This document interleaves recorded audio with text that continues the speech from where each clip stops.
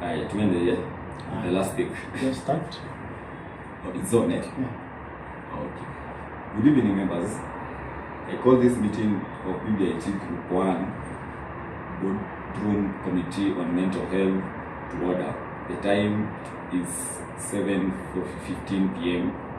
I welcome you all and thank you for attending the meeting. The purpose of this meeting is to discuss our report on mental health challenges among university students and youth in Nairobi. We shall review our term of reference, explain the procedure used, discuss the main finding, and consider the conclusion, and agree on practical recommendation. I encourage every member to participate actively, listen respectively, and direct on contribution through the chair. The secretary kindly confirm the attendance. Thank you, Mr. Chairman, for this opportunity. I'll proceed and read out the members present. First, we have Victor Mudunga, who is the chairman for today. We have the secretary, who is Joseph Kinoti. We have Simon Kamau, a member, and David Gikanga, who is also a member. And noting that all the members who are expected for the meeting are present, we therefore have quorum to proceed. That's the secretary. You can now take us through the agenda. Thank you very much, Mr. Chair. Once again, I'll proceed to read out the agenda for today's meeting. The first agenda is presentation of the terms of reference for this report on mental health amongst the youths. The second agenda for today's meeting will be a presentation of the procedure and the methodology that we used for the report. The third agenda will be a presentation and discussion of the findings in the report. The fourth agenda will be a consideration of the conclusions in this particular report. Agenda number 5 for today, members, will be an elaborate discussion and adoption of the recommendations on mental health to various players. Then agenda number 6, members, will be a summary of our resolutions, and then finally, after discussing the resolutions on mental health and the youths in Kenya, particularly in Nairobi, will proceed with the final agenda of any other business and the closing remarks from the chairman. So that is our proposed agenda, members, and I encourage members to note down all the agenda so that we can all deliberate on the agenda as we proceed with the meeting today. Thank you, Mr. Chairman. That is our proposed agenda. Thank you, Mr. Secretary. Members, you have heard the proposed agenda. Is there any additional or amendments to those agendas?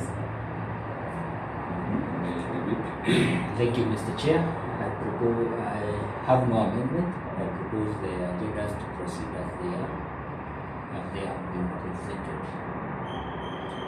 Okay, and me, through you, Mr. Chairman, I wish to second the proposal. Thank you, David and Simon. The agenda is adopted as presented. We shall proceed to our first agenda of item, which is the term of reference. This report was presented for the PCU 111 Communication Skill course, and our lecturer, Mr. Alan Michel. We were instructed to work as a team, conduct a boardroom-style meeting on a real social issue, and prepare a formal report by 2nd of August. Our group selected mental health because it's real and visible challenge among university students and young people in Nairobi. Our task was to examine the cause on mental distress, identify the warning signs, analyze socio-financial pressure, and propose practical solutions for universities, parents, and the government. Now, Secretary, kindly present the procedure and the methodology used to prepare the report. Thank you very much once again, Mr. Chair. This is the procedure that we used as a committee to get to this report. First, we did a lot of online research, and this was informed by our understanding that we first need to begin from a point of knowledge. What exists already, what information exists that can guide us as we venture in discussing mental health, which is a very important topic. So we reviewed the Kenya Mental Health Policy of 2015 to 2030. These are policy that discusses or envisions mental health issues between the year 2015 to 2030, solutions and interventions that need to be put in place by governments and other stakeholders. We also did a review of other reports. We did just focus on the mental health policy. We did a review of other reports from the National Task Force on Mental Health. It's a task force that was mandated to carry out research, interview people, talk to real people who have mental health experience, peer counselors and others. This helped us, or this review helped us to understand the situation currently as it stands on mental health issues amongst the youths in Kenya. Now, the second thing we did is that we reviewed peer-reviewed studies on Kenya university students. These are the Kenya University students in 2025 conducted a study that focused on substance use or substance abuse amongst the first years, commonly known as freshers. So we were able to see what they did in terms of research on why exactly our first year students getting into substance abuse. The third thing that we did is that we sent questionnaires to 20 ZTech students through WhatsApp, and David also interviewed a campus counselor to collect real life experiences at ZTech University. The fourth thing we did is we held a physical group meeting to discuss the information that we have gathered. We did this online on Zoom to get the information, compile the findings, and agree on the recommendations. And using all this, we were able to combine them and get research that is going to guide us on mental health issues among students, among youth generally, and specifically among students in institutions. Thank you, Mr. Chair. Mr. Chairman, may I seek clarification? You may proceed, Mr. Secretary. Okay. Through the chair, Mr. Secretary, why was it necessary to use various sources of getting the information instead of only basing your study on one? Okay, we had to diversify our sources as we do the report, because mental health is a broad issue. And also such a sensitive issue at the same time. So one source may not really give you all the perspectives that you want to get on mental health issues affecting the youth. So we also needed to not only base our research on one institution, which is ZTech, because on we interviewed peer counselors, but we also needed to know what happens in other institutions. That's why we went for a report all the way from Pwani University. Using all this, we compared government policy, compared academic research, also did direct experiences with the peer counselors and the students. It gives us the leeway to draw conclusions that are well informed and not only limited to one area of study. Okay. Yes. Through the chair, Mm. I support Secretary's explanation. Mhm.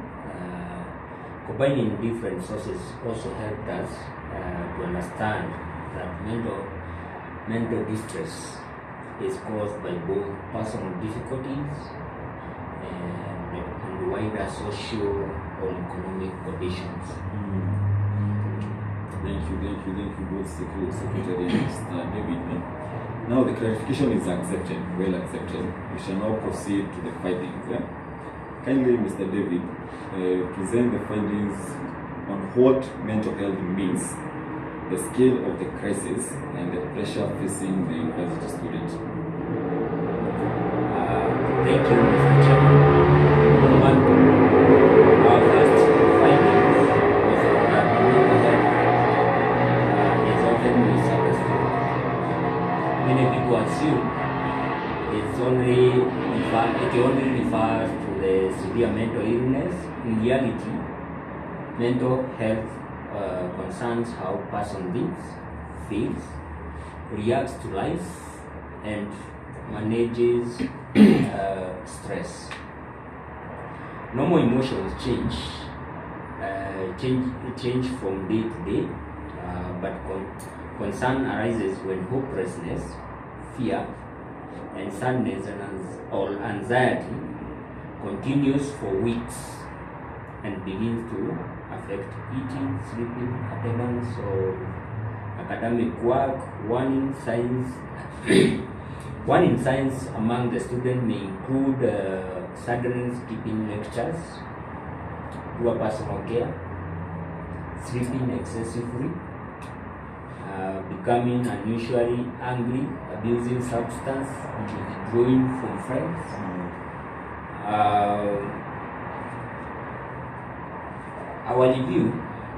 Our reviewed sources reported that about 1 in 4 Kenyans may experience mental health during their lifetime. 1 among 4 Kenyans. Mental health conditions also contribute significantly to the country's disease burden, yet public spending and access to health services remain very limited.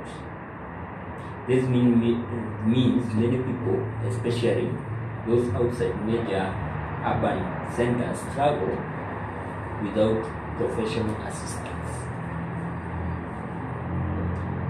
Campus life creates additional pressure. First-year students may feel lonely as they adjust to independence, new friendship, and familiar responsibilities. Final year students may experience anxiety about employment and the future, the exams, and you see, Pond University did a study and found that 30.9% of students surveyed screened positive for mental health distress. Money is another source of stress. It brings sleepless nights. Students worry about their tuition, rent, food, matatu fare, and when help payments are delayed, some students may miss even meals. And this eventually, the student may even start to miss classes. Graduates may also feel hopelessness when years of education lead only to unemployment and unstable houses. Social expectations can make them feel that they have failed their families and society as a general. Thank you. Thank you. Now, Thank you, David, on those findings that you have found and the meaning of what mental health is. Then next we'll have David, Simon, to have us understand or present the findings on the social pressure, the Gen Z, and the post-protest related trauma. And we go on, Simon, please. Okay, thank you, Mr. Speaker. Once again. Yeah, so social media, as we all know, it plays a major role in the lives of the young people and the Gen Z, because we do have various platforms, including TikTok, X, Instagram, and the like. All those platforms, we agree, they are very important in the lives of the young people because they are sources of, let's say, business, entertainment, civic engagements. But at the same time, they present social pressures. And in this is now the negative part of it. And I would give an instance or an example where the young people, when they are engaging through online, they will compare their lives with the well-established people or with other online users who are displaying their lifestyles, their expensive lifestyles. And by doing so, that one may create a pressure among the online users. It may make them feel unsuccessful in life, and this one may contribute to bringing the pressure. The other aspect, the social media impact, is the aspect of the cyberbullying. Yes, as we all know, we are having a lot of cyberbullying aspect due to threats and the linking of personal information. And when this happens, it may affect the life of the young people. It may also actually both mentally, physically, and socially. Having known that the information has leaked on social media, it will create the pressure among the young people. The other negative aspect of the social media is what we are seeing currently, the protests among the youth with the recent protest due to finance bill 2026 by the government. As much as we know that this is actually to bring the wellness among the people or the Kenyans, this may have a negative impact because the response made by the government towards the protesters may be negative. It may happen through tear gassing them, through abducting the protesters, through beating them, or even through killing them. So when someone loses a close relative, it may have a big impact on that person, and as a result, this person may suffer a mental illness. So we will need to look into this issue in details to see how best this one can be addressed to alleviate this challenge among the youth. That's my attitude. Thank you so much, Simon, on that take on the media, the social media pressure and the Gen Z. Going on, Secretary, based on our findings, can you present or what prevents the student and the young people from seeking the professional help? Thank you, Mr. Chair, for this opportunity yet again. It's one thing to have mental health issues, it's another one to seek help. And there are several issues or barriers that prevent youths from seeking help. The first one, we were able to identify stigma as the key one. Youths may be called weak, and we were able to find that people associate mental health with weakness. So youths will be called weak, will be called lazy. Mental health issues posted on social media, I've seen comments and people are shouting at them that you're an attention seeker, you're attention seeking, you're seeking sympathy, because you've posted or shared what you've been going through for some time. So that stigma is mainly what prevents youth from seeking help from professionals. Youths are also labeled as spiritually deficient because people may tend to think that like mental health issues are supposed to be dealt with spiritually. You're supposed to get some prayers from some spiritual leader. So for fear of being labeled a person who is not spiritual enough, these youths will not disclose the distress they are going through. The second barrier is fear about confidentiality. To find out that youths don't want to speak out about what they are going through because they have that fear that,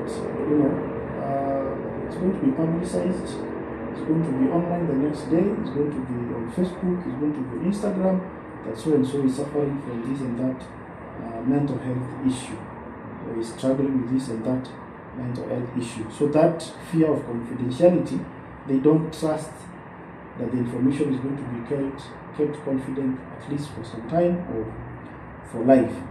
So that barrier is cost, money. Private counseling, psychiatric care are expensive out here. A single session will go for several thousands of shillings. And you have to travel all the way from maybe here to some distant town to get the best of that psychiatric counseling session. So that cost may be another contributing factor as to why youths are not seeking help about mental health issues. The fourth barrier is a shortage. We have a shortage of professionals in this field, and there is that professional who is based in Nairobi, for instance, a psychiatric counselor, and there are thousands and thousands of youths in Nairobi with mental health issues. So you can imagine what scenario we would have with people who are traveling all the way from the other towns or other places to seek help from this same person. Most of the hospitals that we have around do not have those professionals available. So that also contributes to these youths not seeking help. And the fifth one, and the last one, is that lack of information. Not many people know where to get this counseling. Even in campuses, you find out that there are some students who don't know that there is a counselor somewhere who can help them on mental health issues. So they will struggle all along for a year, for 2 years with their mental health challenges without the information where the office is, what the office can do to help them cope with or overcome the mental health issues that they are currently going through. So, Mr. Chair, I think those are the 5 main barriers that we have for people not seeking help. Thank you so much, Secretary, for taking us through the barriers that face our people when it comes to mental health. Now to you, David, maybe you tell us, after these barriers, what are the dangerous way they find of the coping the mental health and the mechanism they go on to do so? Thank you, Chair. As Secretary has put it, that most of the youth, or generally most of the people, they avoid seeking help, or they are afraid of seeking help through professional ways. And the only way they can cope with that is there are several ways. Some have opted to venture into alcohol, others into smoking, bang, even betting, and also raving and other pressures just to cope with those mental health issues.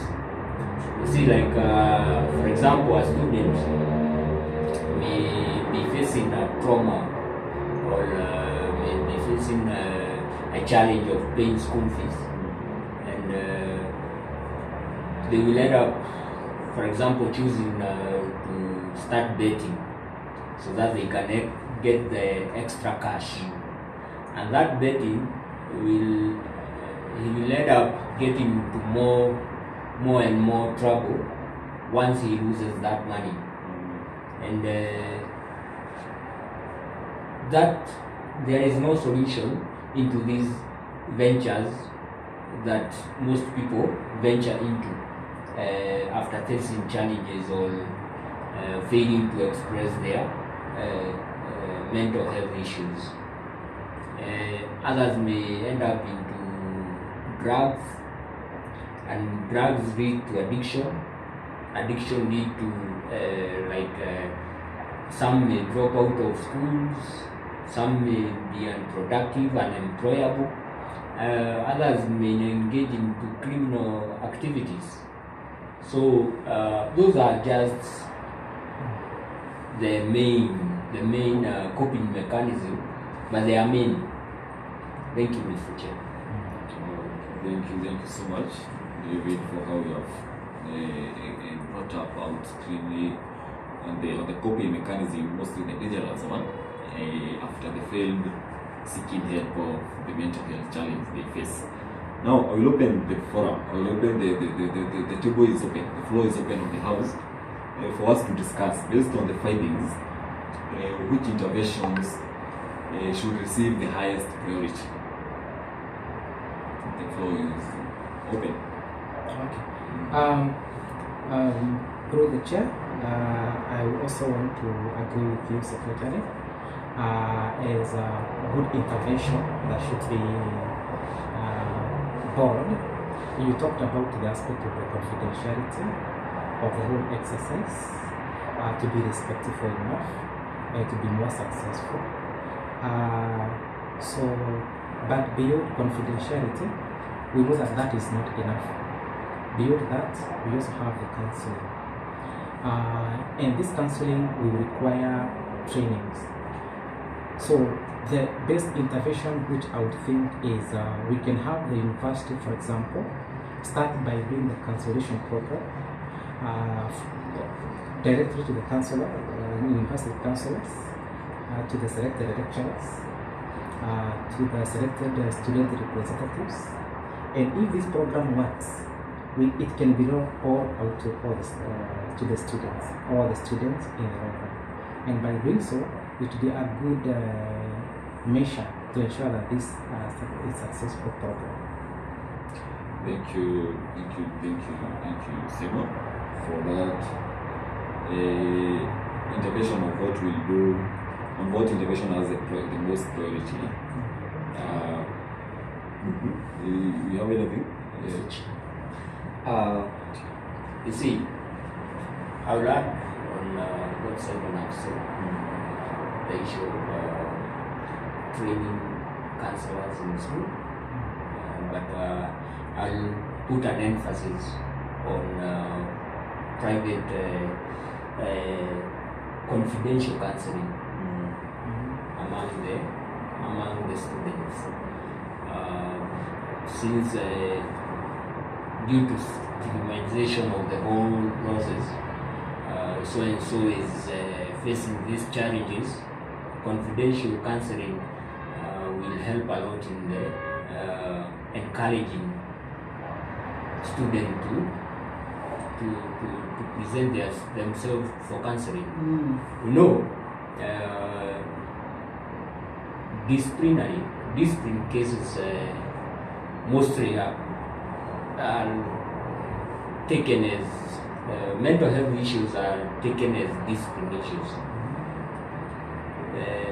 A student may start acting out, but in reality is facing a mental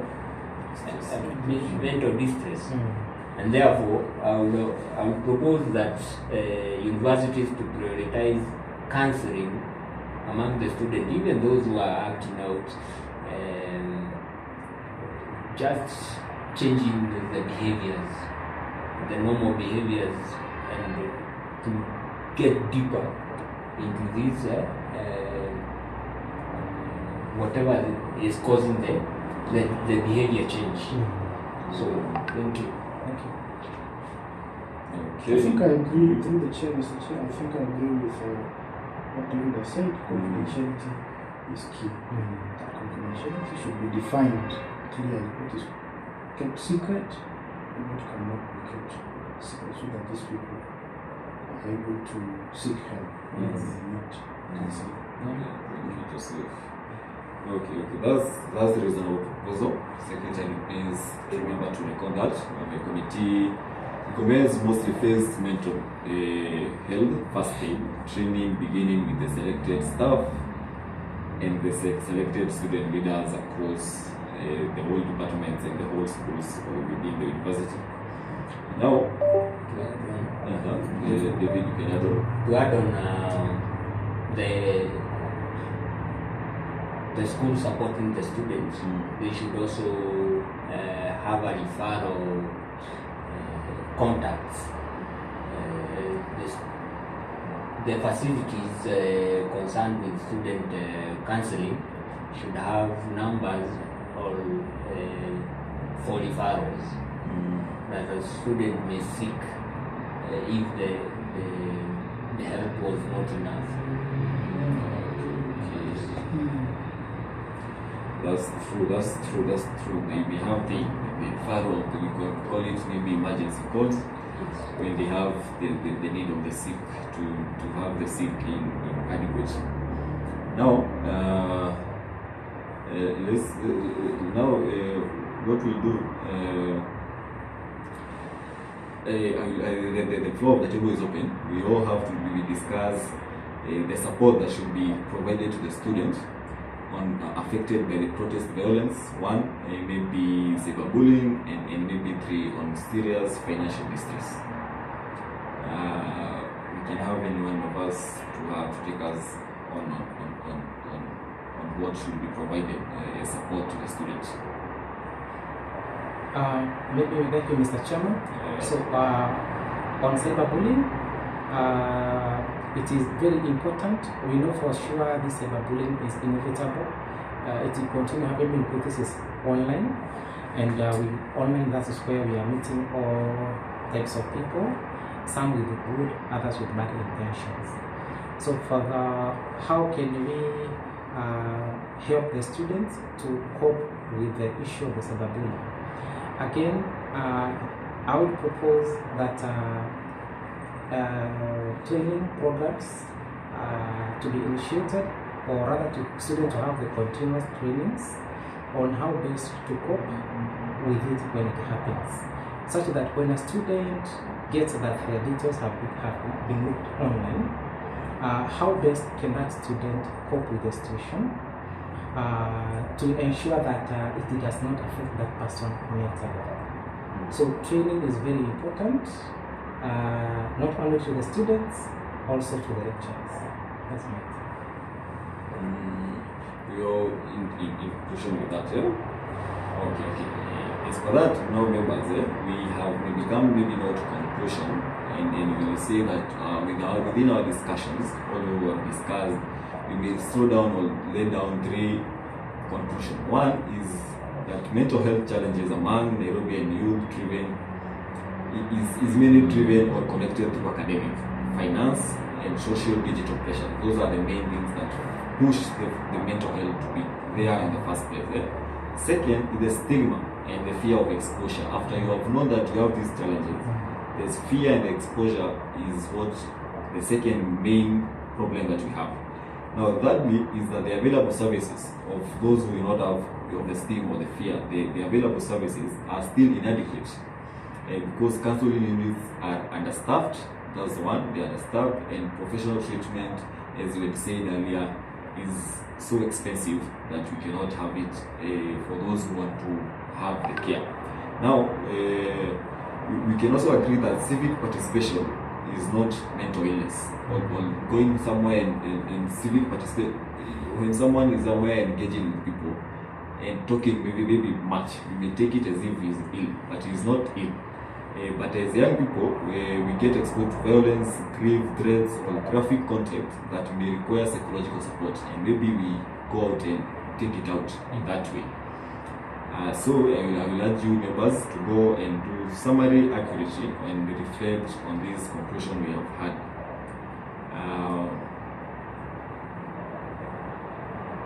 Okay, so now I may invite Simon to take us through the committee's recommendation out of these discussions we have had. Thank you, Mr. Chairman. So these are the recommendations that we have. So to the school or to the university, so the recommendation is the university should encourage the counseling and training programs among the students, among the counselors, and among the lecturers. That being the biggest recommendation. And this program needs to be continuous, so that it can capture and accommodate as many students as possible, both the existing students and also the incoming students. Maybe to the government, there was a ruling that came into place last year in January, the one that decriminalized the suicide, such that now instead of government taking that route, it should take the route of taking care of those patients medically instead of decriminalizing or criminalizing the act. To the parents, the recommendation is the parents should stop the pressurizing the kids to get rich quick, for example, because that one will give the pressure to the kids.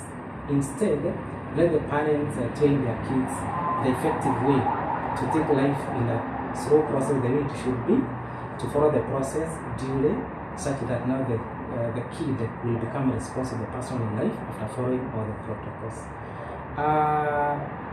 To the lecturers, finally, towards the students, the recommendation here to the lecturer is sometimes you will find that some students are not performing well in class. Instead of taking that student as a lazy student or not performing, and also punishing the students, we can have the lecturers taking time to understand what the student is going through. It could be that they are going through a big issue, maybe at home, at the workplace, or elsewhere. So taking time to understand the student issue is very important because it will help the lecturer to understand the issue the students are undergoing and come and try to assist or to resolve the issue and also assist the students. Those are the 5 recommendations. Okay. Mr. Simon, perhaps if I say government to increase budget on mental health, would that be a good recommendation? Through the chair, thank you. Yes, it is very important. We would recommend the government also to consider increasing the fair share or the budget towards the mental illness issues, because the rate at which this issue is occurring among the youthful population and also the rest of the population is worrying. So we cannot, or rather the government cannot just be silent and not action or do something bigger than what it is doing. So it will be important for the government also to take more initiatives towards encouraging more trainings, towards increasing the budgetary allocation for more trainings, and also for the public to create more public awareness and campaigns among the youthful population. Thank you. Thank you both Simon and David. The amendment is well accepted, and the recommendation now will be adopted by consensus. That's how they are good. Secretary, please note of them. As I note on the agenda, there is no any other business. I thank every member for the thoughtful contribution and professional conduct. I declare the meeting officially closed at approximately 7:53. Thank you and have a good evening. Thank you, Chair. Thank you. Thank you, Mr. Chairman. Good evening, sir.